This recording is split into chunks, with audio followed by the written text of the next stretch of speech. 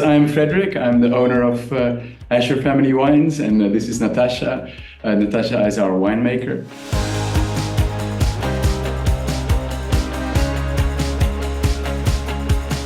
Yeah, we were absolutely amazed with the recognition. Asher Family Wines is a very young estate. We started our journey after my wife and I moved from Belgium to South Africa in 2021, and when we acquired some of the oldest vineyards in the Hemel and Aarde Valley. A very special valley, very small. There's only 12 wine estates here, and it's not likely to grow much more given the lack of space. But the wines that we produce here are quite phenomenal. The vineyards that we bought were a mix of Pinot Noir and Chardonnay, which are the pinnacle of what we produce, and then also a few other slow ripeners like Malbec or Merlot. One of the first things we did was to go for product focus. We wanted to be known for Chardonnay and Pinot Noir, which is absolutely what the Hemel and Aarde Valley is all about. So we uprooted all the other varietals, the slow ripening varietals. And we went for it. Started planting new vineyards to come into production in the coming years.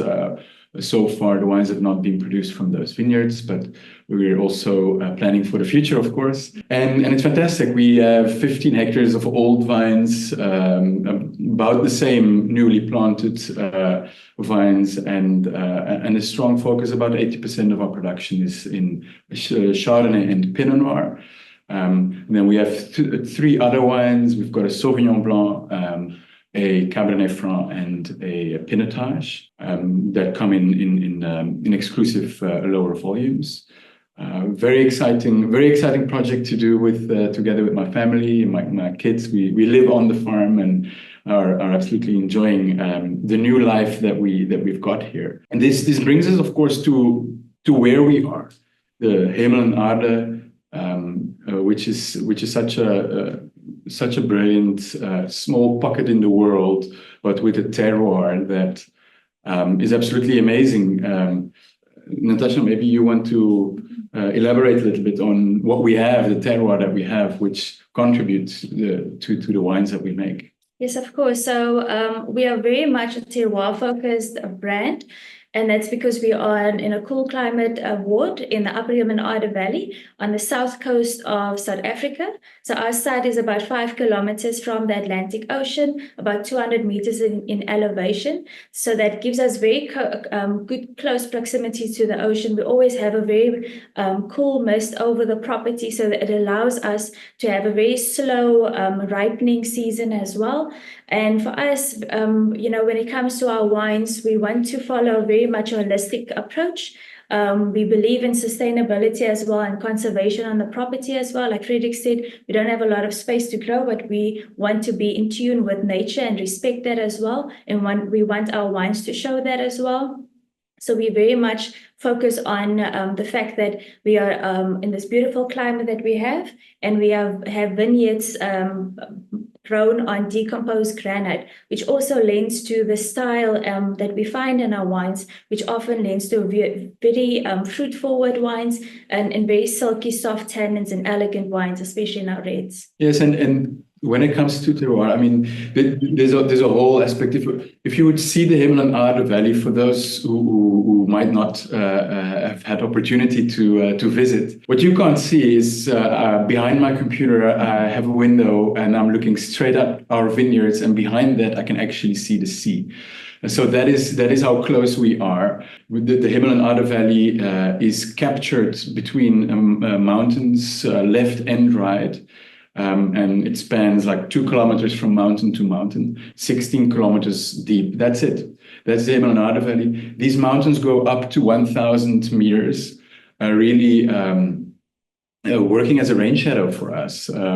We get about 700 to 900 millimeters of rain on our side here in the Hemel and Aarde Valley. On the other side of that mountain range, you would have to do with 300 to 400 millimeters of rain. And yeah, that also brings us to the vineyards actually, and the farming practices. Because when we took over the vineyards here that we bought, which are some of the oldest of the Himmel and Arde Valley.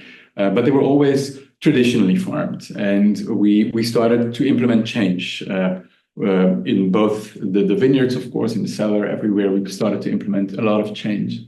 Slowly moving towards organic wines. We stepped away completely from using herbicides. We are not using pesticides anymore.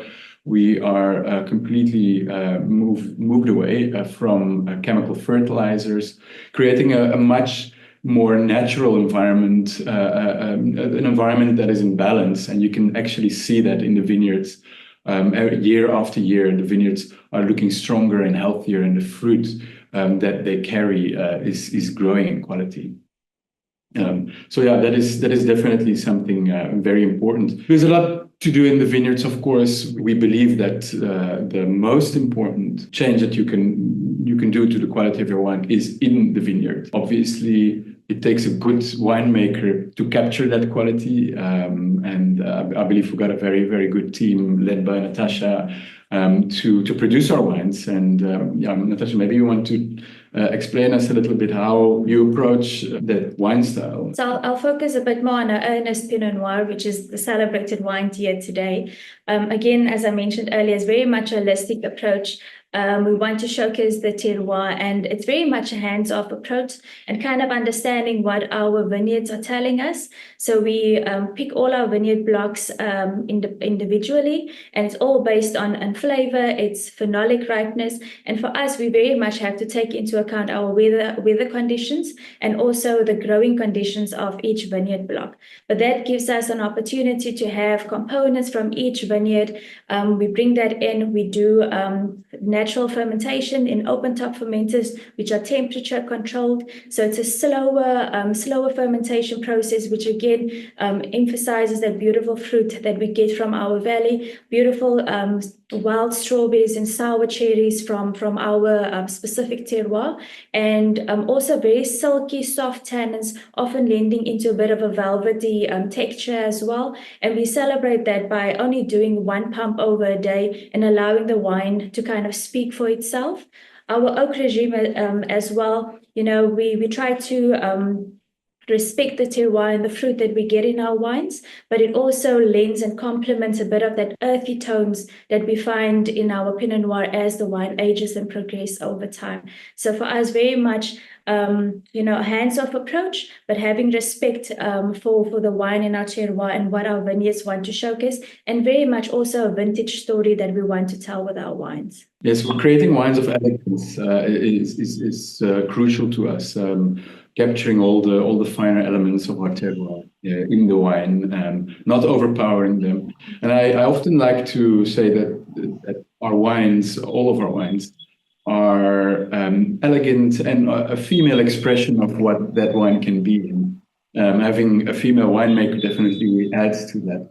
It doesn't mean that they're not powerful. These wines are very powerful, but powerful in their elegance. And not in their muscles. So that's really the style of wine that we want to stand for.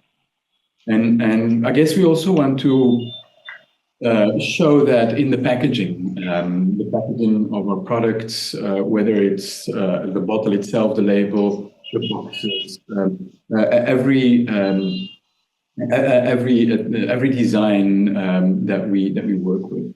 Needs to be in line with that whole idea. Modern, but also classical in a way. It must be appealing to the fine wine drinkers, sommeliers, the people who basically are our clientele. A young and modern profile, or a century-old product, of course. The exposure to fine dining in our distribution, by the way, has always been very crucial to us.